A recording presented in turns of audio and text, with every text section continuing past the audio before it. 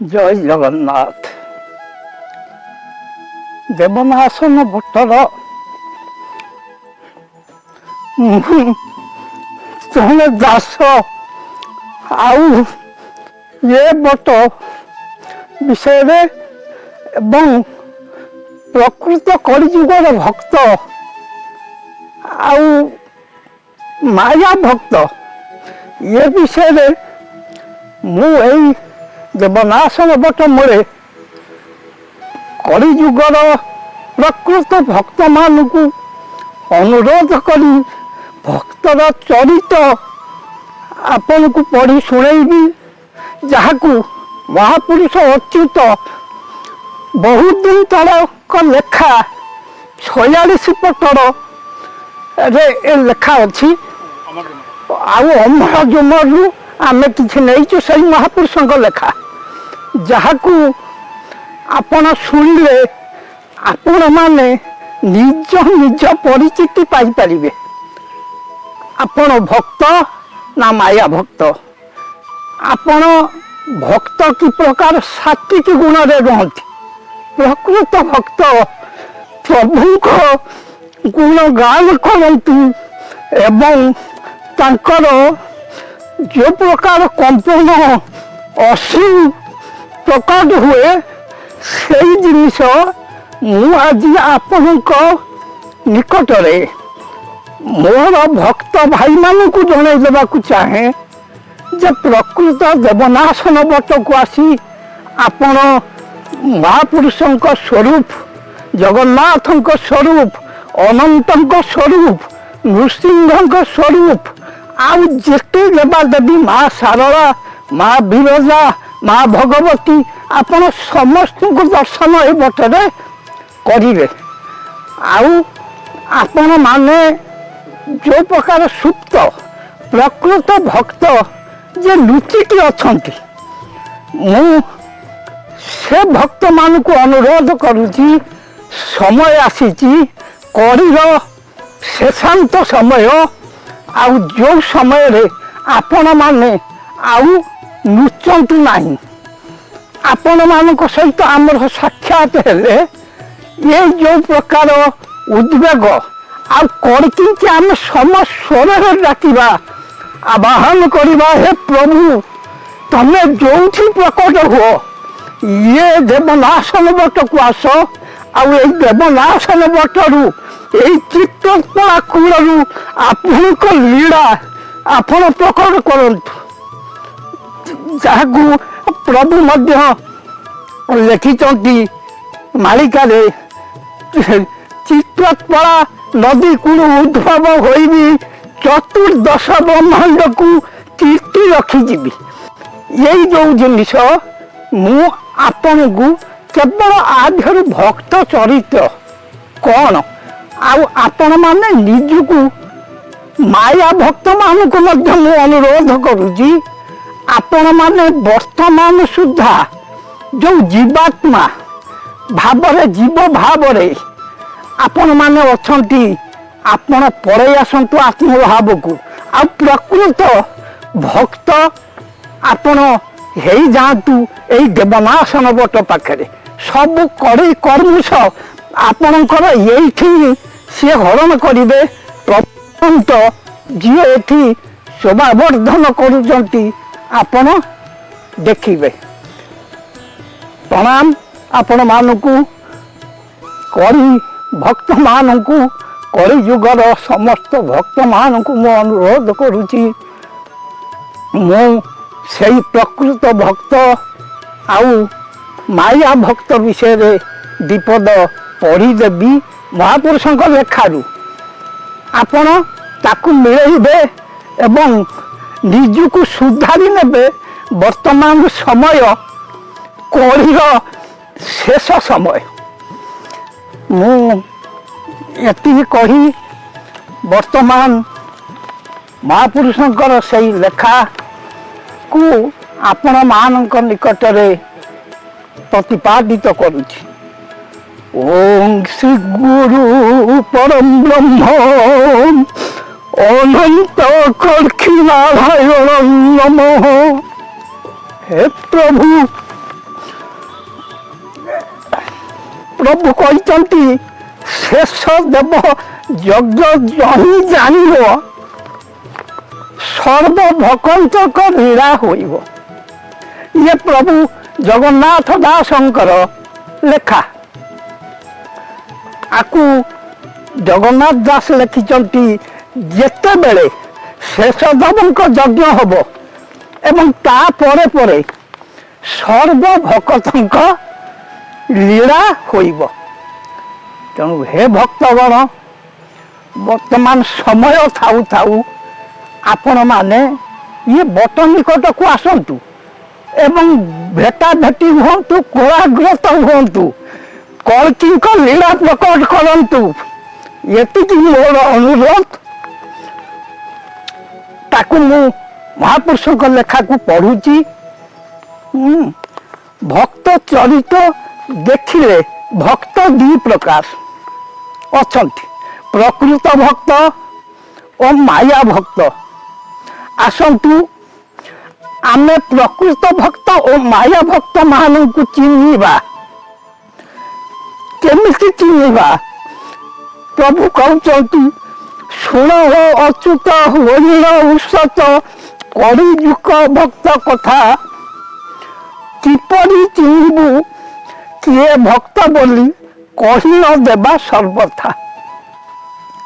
ସାଧନ ଭଜନେ ମନ ବଳାଇଲେ ଆପେ ପାଇବୁ ଭକ୍ତଙ୍କୁ, ଟଙ୍କା ସୁନା ଧନ ମାନ ମହାନକୁ ମହତକୁ ପକା ତୁ ସବୁ ପଛକୁ। ହେ ଭକ୍ତଗଣ, ସାଧନ ଭଜନେ ମନ ବଳାଇଲେ ଆପେ ପାଇବୁ ଭକ୍ତଙ୍କୁ। ଆପଣମାନେ ସାଧନ ଭଜନରେ ମନ ବଳାନ୍ତୁ, ଭକ୍ତଙ୍କୁ ନିଶ୍ଚିତ ଭାବରେ ପାଇବେ।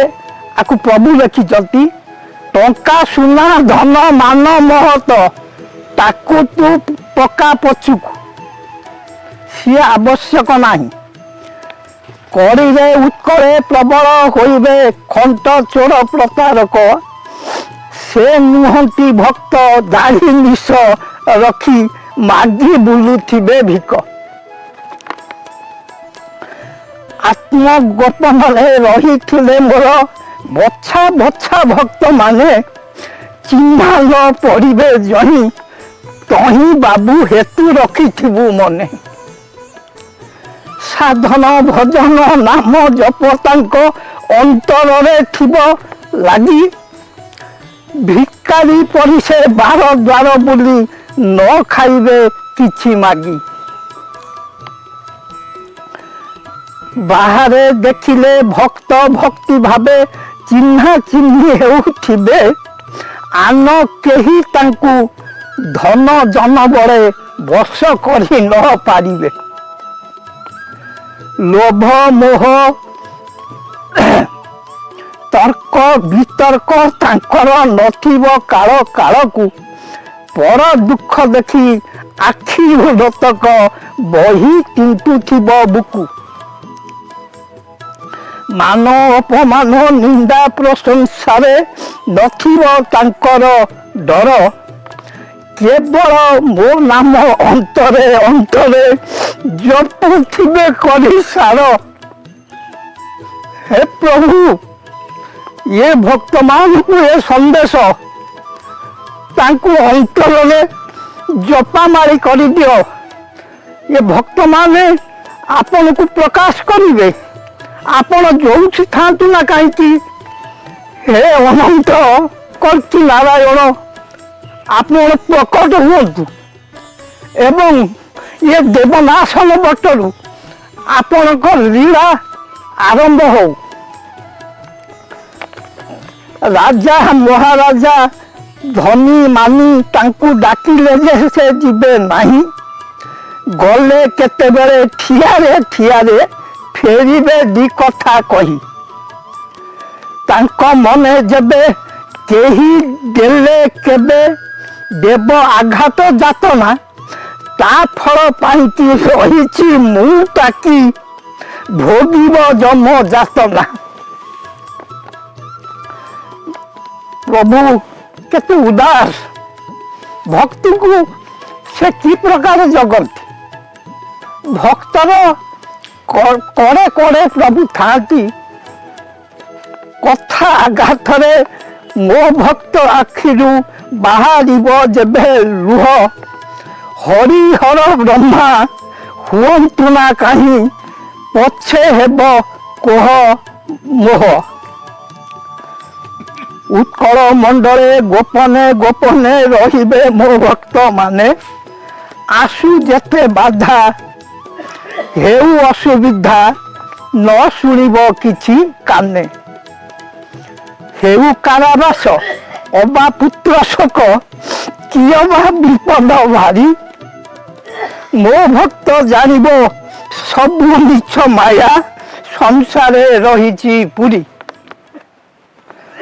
आनंद सागरे भासुथिब भक्त देखुथिबे मोते नीति असबद शब्द काने शुणुथिब मो भावरे देई मती पूजा महोत्सव नाम संकीर्तन पाखकु न जिबे केबे गले असंभार हेब तांको हृदय प्रेम उछुलिब चिते समाज भितरे उन्नत होई से नाचिबे मो नाम धरी मान लज्जा भय दूर होई जिव से लागी न जिबे डरी जही तही थाई मो नाम शुणिले समाधि शुणिब सार मन मिशी जीव ब्रह्म पदे जाई प्रकृत भक्त से मोर ये प्रभु अच्युतंकर लेखा ये लेखा 46 पटर एवं अमर जुमर आमे संग्रह करिजु आउ प्रकृत वैष्णव कथा भी प्रभु लिखिचंती प्रकृत वैष्णव यही भाव सार बाबू सूक्ष्म गोली कही अनादि अनाम नाम ठुर शून्य देही यही भावे मन जेबे निश्चल रहिब ठुर ब्रह्म शून्य रूप ठीके प्रकाशिब झटकिण अटकिण रहिब आगरे मन न भाड़िले दृश्य होइब जे बड़े खाइबा बसिबा किबा चालिबा ठाबरे किबा दिबा किबा रात्र उदय आगरे यही भावे अणसूत्र आच्छादित कही ये भाव जहाकू दृश्य निश्चय दास सेही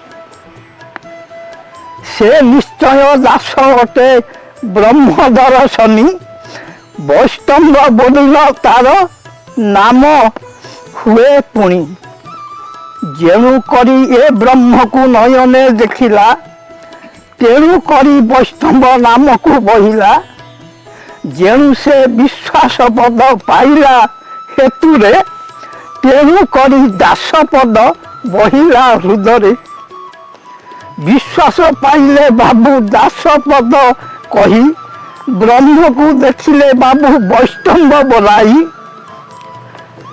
जो लोक माने भेक हृदय खांती बही ब्रह्मरे विश्वासी होई पछे पाई थाई सेही निश्चय वैष्णव अटई जे सत निर्माया परम गति लभई निश्चित मु आपण मानकु तो प्रकृत भक्त प्रकृत वैष्णवर लक्षण आपण मानक पाखे प्रतिपादित कली तेणु माया भक्त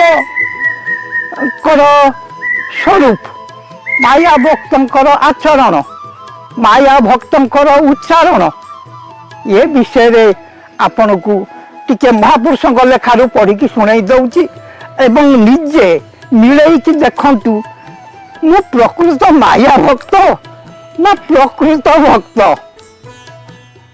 मु आत्मज्ञान रे अच्छी कि नहीं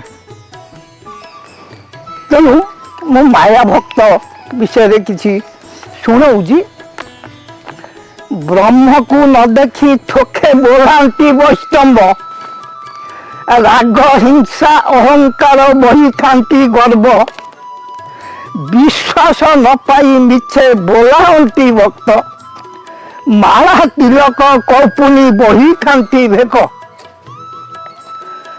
ଆମ୍ଭର କରିଣ ଭେକ ହୃଦେ ବହିଥାନ୍ତି, ଲୋକରେ ଦେଖାଇ ସେ ଯେ ଭ୍ରମେ ଭ୍ରମୁଥାନ୍ତି, ଲୋକରେ ବିବେକ ଦାସ ବୋଳାନ୍ତି ସେଇ, ସେମାନେ ପ୍ରଭୁଙ୍କ ଦାସ କେବେ ହେଟି ନୋଇ, କର୍ମଯୋଗୀ ମାନେ ବିନା କର୍ମେ ଭ୍ରମୁଥାନ୍ତି, ଆଚାରୀ ଆଚାର ମାନ ଲୋକରେ ଦେଖାନ୍ତି, ମାଳା ତିଲକ କୌପୁନୀ ବହି ଥାନ୍ତି ଭେକ, ବୋଲୁଥାନ୍ତି ଆମ୍ଭେ ଅଟୁ ବଡ଼ ଯେ ବିବେକ, ବିବେକ ବିଶ୍ୱାସ ବାବୁ ପଥ ନ ଜାଣନ୍ତି, ଗଣି କରି କଥା ମାନ କହୁଣ ସେ ଥାନ୍ତି, ଟାଣ କରି କଥା ମାନ କହନ୍ତି ସେ ରାଗି, ସେମାନେ ନୁହନ୍ତି କେବେ ଆତ୍ମପର୍ବ ଯୋଗୀ, ପରରେ ଆତ୍ମାକୁ ବାବୁ ବାରଣ କରନ୍ତି, ଅନୁବ୍ରତେ ତାଙ୍କୁ ଶ୍ରେଷ୍ଠ ବିଚାରୁ ସେ ଥାନ୍ତି, ସେ ନିଜକୁ ମୁଁ ଶ୍ରେଷ୍ଠ ବୋଲି ବିଚାର କରେ, ଆତ୍ମାରେ ପରତେ ବାବୁ ନୁହନ୍ତି କି ସେହି, କର୍ମ ପଥେ ରହିଣ ସେ ଭ୍ରମୁ ଥାନ୍ତି ମହି, ଅକର୍ମକୁ କର୍ମ ସେହି ଠାବକୁ ନ କରି, କର୍ମ ପଥେ ରହିଣ ସେ ମରୁଥାନ୍ତି ଝୁରି, ସେମାନେ ନୁହନ୍ତି ବାବୁ ପ୍ରଭୁଙ୍କର ଦାସ, ମାୟା ଜଟିଳ କପଟି ବୋଳାନ୍ତି ସନ୍ନ୍ୟାସ, ତାହାଙ୍କୁ ବିଶ୍ୱାସ ବାବୁ କେବେ ଯିବୁ ନାହିଁ, ପ୍ରଭୁ ଅବିଶ୍ୱାସୀ ଜନ ମାୟା ଦାସ ସେହି, ନାନା ଯୋନିରେ ଯାହିର କରନ୍ତି ଭ୍ରମଣ, ବିଷ୍ଣୁ ମାୟା ମୋହରେ ଯେ ହୁଅନ୍ତି ସଜ୍ଜନ, ଯେଣୁ କରି ସେ ବିବେକ ଭାବକୁ ବହିଲା, ଲୋକାଚାରୀ ହୋଇନ ସେ ଲୋକେ ବିହରିଲା, ବିଷ୍ଣୁ ମାୟା ମରଣକୁ ଅନ୍ତେ ସେ ଲଭନ୍ତି, କେବେ ହେ ନିର୍ମାୟା ଗତି ଲଭି ନ ପାରନ୍ତି, ବ୍ରହ୍ମରେ ପରଚ ନୋହି ବିଶ୍ୱାସ ନ ପାଇ, ତେଣୁ ବିଷ୍ଣୁ ମାୟାରେ ସେ ମରଣ ଲଭଇ, ମହାପୁରୁଷ ଅଚ୍ୟୁତାନନ୍ଦଙ୍କ ଭଣିତାରୁ ଉଦ୍ଧୃତ। ଆମେ ଆପଣମାନଙ୍କୁ ଏଇଠି ଏହି ଚାରି ରକବା ଦେବନାଶନ ବଟରେ ଗୋଟେ ଭକ୍ତମେଳ କାର୍ଯ୍ୟକ୍ରମ କରିବା ପାଇଁ ଚାହୁଁଛୁ।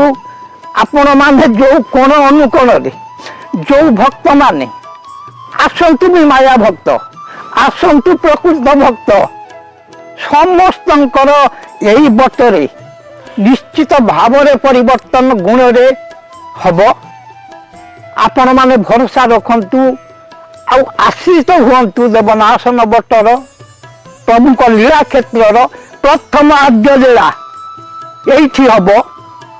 ଏଠୁ ଅନ୍ୟ ଆଡ଼କୁ ଯାଇପାରେ। ଏ ଯେଉଁ ପଦ୍ମ ବଟ ବା ପଦ୍ମବନ ପାଞ୍ଚକୋଶୀ ଭିତରେ ଇଏ ବଟ ରହିଛି, ତେଣୁ ଏ ପଦ୍ମବନରେ ପୀଠରେ ଆପଣମାନେ ଆସନ୍ତୁ ଏବଂ ସହଯୋଗ କରନ୍ତୁ ଆମକୁ। ଆମେ ଆପଣଙ୍କ ପରିଚିତି ପାଇଲେ ବହୁ ଆନନ୍ଦିତ ହେବୁ ଏବଂ ସ୍ୱାଗତ କରୁଛୁ। ଆପଣମାନେ ଯେତେ ଶୀଘ୍ର ସମୟ ଅଛି, ବର୍ତ୍ତମାନ ଆଉ 2-3 ବର୍ଷ ଅଛି, ତା ପୂର୍ବରୁ ପଳେଇ ଆସନ୍ତୁ। ଆପଣ 25-26 ଯାକେ ଯାଆନ୍ତୁ ନାହିଁ। କାହିଁକି ନା ମୁଁ କେତେ ଅନୁଭୂତି ଜିନିଷ କହୁଛି। ପ୍ରଭୁଙ୍କ ଲୀଳା, ଇଏ ଯେଉଁ ମ୍ଲେଚ୍ଛ ଦଳନ, ମ୍ଲେଚ୍ଛ ସେ ମହିଳା ହଟିଯିବେ ନିଶ୍ଚିତ ଭାବରେ। ତାକୁ କେହି ପ୍ରଭୁ କରିବେ ନାହିଁ। ପ୍ରଭୁ ମ୍ଲେଚ୍ଛ ଦଳନ କରନ୍ତି ନାହିଁ। ପ୍ରଭୁଙ୍କ ପାଖରେ ଭକ୍ତ ମାୟା ଭକ୍ତ ସବୁ ସମାନ, କର୍ମ ଅନୁସାରେ ଫଳ ପାଇବେ। ତେଣୁ ପ୍ରଭୁ କିଛି ଦଣ୍ଡ ଦିଅନ୍ତି ନାହିଁ। କିନ୍ତୁ ये जो अष्टचंडिका कर जो 64 जोगिनी 9 कोटी कांतानी ताकू समस्त को प्रभु परमिशन दे देइचंती एवं समस्ते समस्त स्थान रे कार्य आरंभ करचंती से कार्य मध्य अल्प परिमाण रे आपण माने अनुभव करि पारुथिबे आउ आगु को बहुल भाव रे हबो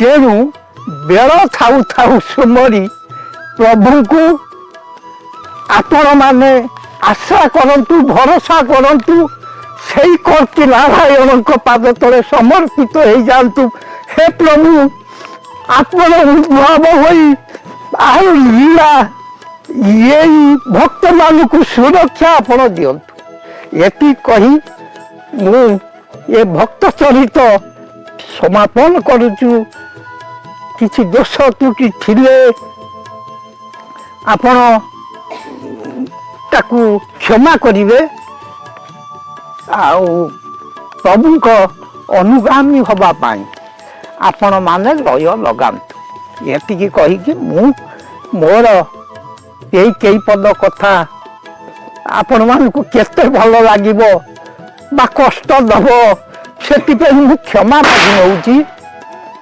मते क्षमा दियंतु प्रभु जय जगन्नाथ जय करखी।